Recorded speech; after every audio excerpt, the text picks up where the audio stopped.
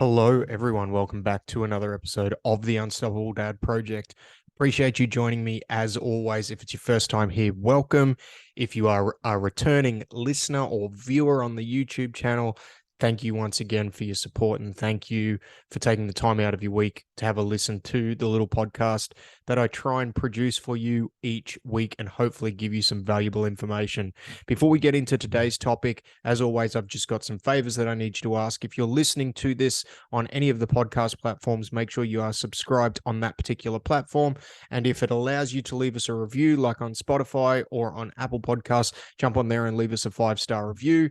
By you doing that, it helps us grow and it helps us continue to get this out to more people. You can also follow us on social media. So at The Unstoppable Dad on Instagram, The Unstoppable Dad Project on Facebook. You can also jump on into a free Facebook group that I have attached there, which is designed just for dads and designed around the content that I put out with this particular podcast. Now, I usually don't do much selling on this particular podcast, but I do have a new intake of my 8-week to Unstoppable program. The program's designed for busy parents to try and help them fit a sustainable health and wellness plan into their busy schedule. It encompasses training. It encompasses a little bit of nutritional advice. It also encompasses mindset around implementing sustainable habits to move the needle in the direction of things that you want to as it pertains to your strength, athleticism, fitness, and health. So if you're struggling to do that and you would like to jump on board and jump into one of our intakes of our 8-week to Unstoppable program, there is a link to book in a time for a chat to see if the program's a good fit for you and to see if we are able to actually help you with what you want to achieve within that program. So this week, I'm going to jump back to a training topic. And with the fact that we have a number of people starting on our 8-week to Unstoppable program, some of who are beginners, some of who are people who have had some form of training program in the past. Others are people who have an extensive training background. I wanted to talk about a conversation I have had over the last decade plus with a lot of people just around how you should feel after a workout. And the fact is, like soreness, the amount you are gasping for air do not need to be indicators on how successful a workout is. And there is this old adage, there is this old mindset that the sorer I am the next day or the day after, the more successful a workout has been, or the more gassed or tired I feel after a workout. Like if I need to be on the floor, gasping for air, looking at the heavens and praying to whoever it is that I need to pray to when this workout finishes in order for it to count as a successful workout.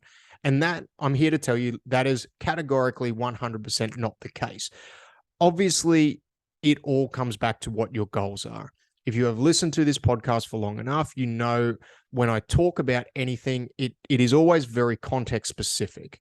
And this is no different, but I will say for the most part, a lot of people get this wrong because there are only certain elements of your fitness where you need to push yourself to that absolute breaking point. And the soreness factor is really something that I see a lot of people get very, very wrong. Like it is this whole no pain, no gain. Like soreness is your friend. It is weakness leaving your body. It is that old adage, which is stuck with a lot of people over the years where they get it wrong. Because I'm going to talk on the soreness side of things first. Soreness, if anything, can actually work away from what your overall goal is. And if we talk about a lot of people that I work with when they are busy dads, busy mums, busy professionals who just need to build consistency, if you are sore, it will generally work in the opposite direction. And let me give you a hypothetical situation on how that works, right? You start to do a training program. You haven't trained for 12 months. And then you go and do this session and you do hundreds upon hundreds of reps of a couple of movements. And then you're at a point where maybe not the next day, but the day after, you get a bit of delayed onset muscle soreness. You need a Zimmer frame to go sit on the toilet. Like, you are that sore, it's actually affecting your day-to-day movement. Now, there are a lot of people that will tell you to potentially push through it. I am in the camp where some people can, some people can't. It really depends on the level of soreness. But the fact is, regardless of whether you're pushing through it or not, it is going to affect your ability to do the next session, both mentally and physically. Mentally, for some people, getting to the point where they're that sore can completely break them, and they can fall off the wagon after the first day, because it's like, I can't afford to do this because it's affecting my work, it's affecting my ability to look after my kids, and they don't see that there's an end to it. But even if they do jump back in and they do something a few days later, what then happens is it then affects that session, like how they can apply themselves in that session, because all they are thinking about within that session is the soreness, and it will be there for the whole time that they do it. And then it may dissipate, and you may get somebody who is able to continue to work through it, and then their body adapts very quickly. The other side of it is, sometimes if that soreness is extreme, it then goes on and leads to injury, because we compensate our movement patterns based around where we're extremely sore, and we start to create movement patterns. We start to do things that we wouldn't normally do. And as a result, we start to do these things that are going to put us in compromising positions, which can then lead to injury. So soreness is not necessarily your friend. Now, does that mean when you first start a training session program, especially a strength training program, you're not going to be sore? Well, this all depends, right? This depends on a few things. It depends on how long it's been since you've trained. If it has been a while, I'm talking like 6 months plus, you can expect some level of soreness. Now, a smart coach or somebody who's smart with programming should understand that you haven't trained in a while, should get an understanding of your training age. So if you haven't trained for 12 months, but before that 12 months, you were only consistent for like 3 months, then your training age isn't very high. In all fairness, you are an absolute beginner, like you haven't done that. Now, if you haven't trained for 12 months, but before that, you train consistently for a decade, that is a completely different story. So again, all of this is very context dependent. And this is why when it comes to building out a training program for somebody, I am on the bandwagon of actually individualizing the program, the volume, and what you're doing, especially in the early stages for you, because all this stuff matters in order to get you to build consistency. And if let's say you haven't trained for 12 months, you jump back in, there is going to be some level of soreness. Now, that level of soreness can be negated through a few things. It can be negated through volume. It can be negated through intensity. Now, the volume is how many reps you're essentially doing over time. So it may be something as simple as, instead of doing what, say, the rest, and this is where group programs sometimes fall over for beginners, right? If the whole group is doing, say, 5 sets of 10, but you're completely deconditioned to a point, that 5 sets of 10 may send you down that extreme soreness path. Whereas we can potentially still do the same exercises as the rest of the group, but instead of doing 5 sets of 10, we may only do 5 sets of 5, or we may do 2 sets of 10. But what we're doing is, instead of doing a total of 50 reps, we're only doing a total of 25 or 20 reps to begin with. And now that doesn't necessarily mean that there's not going to be soreness, because if you are moving in a different way and you are using different muscles, that is going to elicit a response from those muscles, which then may create soreness, but it's not going to create this extreme soreness. So I did an episode not that long ago about stress and giving yourself enough stress to progress, but not enough stress to break you. And this should be the approach when it comes to your training. Extreme soreness is not an indicator of success, despite what the old adage says, despite what you may have heard or you may be told by other coaches and trainers. I'm here to tell you that it is absolutely 100% not. And that extreme soreness, if anything, for the vast majority of people, will work in the opposite direction of what your goals are. because your goal, especially in the short term, if you are somebody who is looking to get back into training or looking to implement a fitness regime, needs to be to build consistency, because consistency is where the gold is, and consistency should be the number one goal for everybody, because if you can take action on something consistently, then you will start to be able to move in the direction that you want to with a well thought out plan. And that is why, for me, and for when I deal with people, especially people who are starting to get back into some form of training, having that individualized approach has been so important, because it's allowed them in a way to progress in a way that they're comfortable with without compromising their risk for injury and other aspects of their life. Because that is the other thing that I touched on when it comes to getting to that point with extreme soreness. You can 100% have that soreness affect every other aspect of your life. And you don't want that. If you're a parent, if you're a busy professional, if you've got a physical job, some people just can't afford to be sore for a week on end, because they will lose money out of their pocket. They will lose their ability to do things that are more important to them to train. So if anything, don't use soreness as an indicator of success. And you also, within the session, don't need to use fatigue as an indicator of success as well, too.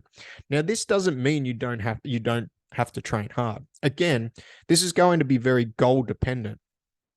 But if you're a beginner and you're somebody who's looking to get back into training after a while off, or maybe it's for the first time, if you are doing things under heavy fatigue, your risk of injury is going to increase tenfold. And especially for beginners, if you are doing it under fatigue, you are adding extra speed in, extra stress, extra weight to whatever it is you're doing. You are going to move in a suboptimal way, which is going to potentially lead you down the path of injury. So fatigue is also not the best indicator. And this is where, let's say you're doing a program where there is a conditioning element to it. This is where sometimes movement selection, exercise selection is so important when it comes to getting a cardiovascular response out of you within your program. Because if you're doing, say, and this is going to sound like I'm shitting on CrossFit a little bit, but if you're an absolute beginner and you're doing high rep Olympic weightlifting movements, now don't get me wrong, I love Olympic weightlifting movements. I have coached Olympic weightlifting movements for about 9 years now. So it is something that I actually quite enjoy doing in the right context. If you're a beginner and you're doing high rep, high motor recruitment movements, there is the element there where you are going to run yourself into trouble. Even something like a kettlebell swing, let's say, it may not be great exercise selection for somebody to do under fatigue, especially if they have, let's say, for example, they have trouble holding their midline under the weight that they're doing for a kettlebell swing. Maybe they're not very technically proficient with the movement because they haven't done it a lot. They haven't had a chance to practice the movement. So then going in and adding fatigue, adding a high heart rate and doing it in a conditioning situation, even though for some people it may actually be a good move and they may be able to do it because they are technically proficient at it to begin with, it may not be the best choice. But maybe doing something where there is less thinking, using an air bike, using a rower, where you can maybe do like minute on, minute off, or you can go as hard as you can for 2 minutes, then take 3 minutes rest, and then repeat those efforts a couple of times. There are different ways to elicit the same response. But depending on what your goal is, adding in a very heavy conditioning element may not be the best way to do it. If you are looking to build strength and build movement proficiency, I think there is a point where you do need to do some form of cardiovascular work, but it doesn't need to be this style of workout where you're mashing 3 different movements together and doing burpees. There was a time in my coaching career where I would program burpees a lot. And especially in a group fitness environment, like an in-person group fitness environment, it's a very easy lever to pull because it is hard for a lot of people, but it's not a great movement for a lot of people. That movement itself is actually quite technically hard to do if you don't have the requisite strength and ability to do it. So doing a bunch of burpees and a bunch of other movements just to get your heart rate up may not be the best path to get you what you want, especially depending on your goal. If you're looking to build strength, be injury free, and like be very efficient with your movement and increase that athleticism, doing those types of workouts and ending a session where you are that lying on your back looking at the sky completely gassed out may actually move you in a different direction to where you want to go. And again, this is all very dependent on where you're at in your training life cycle and what your particular goals are. I've done this podcast more on the preface towards people who are starting out or looking to start back out again. And this is where understanding your individual set of circumstances and whoever you're working with needs to do that in order to effectively program for you. And if you are somebody who has had a couple of false starts along the way with getting back into some form of strength training or some form of fitness regime, these are some of the factors that maybe you need to look at if you're going to endeavor to start that journey again. And there are other logistical factors that need to be looked at, travel time, things like that. But that wasn't what this podcast was about. It was more about understanding the fact that you don't need to grind yourself into the ground in order for a workout to be successful. Do you need to push a little bit? Yes, you need to stress to progress. You can't just work in your comfort zone, because if you do, there's not going to be any form of progression at all.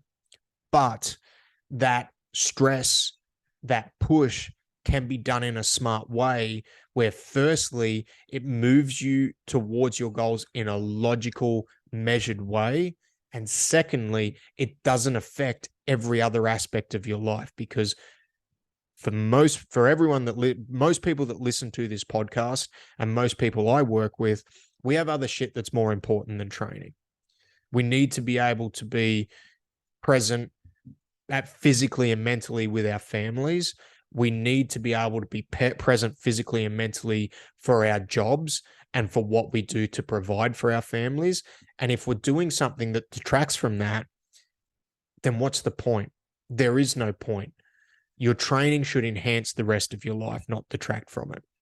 And on that note, I'm going to leave you with that. If you've got any questions, as always, please reach out. You can find us on social media at The Unstoppable Dad on Instagram, The Unstoppable Dad Project on Facebook. If you'd like to jump on board with one of our programs, obviously I spoke about one we've got coming up at the start of this episode. So please jump on, send us a message, book in to have a chat. Link is in the show notes. But other than that, thanks once again for joining me. I appreciate each and every single one of you. Have a killer week. I'll see you next week. Bye.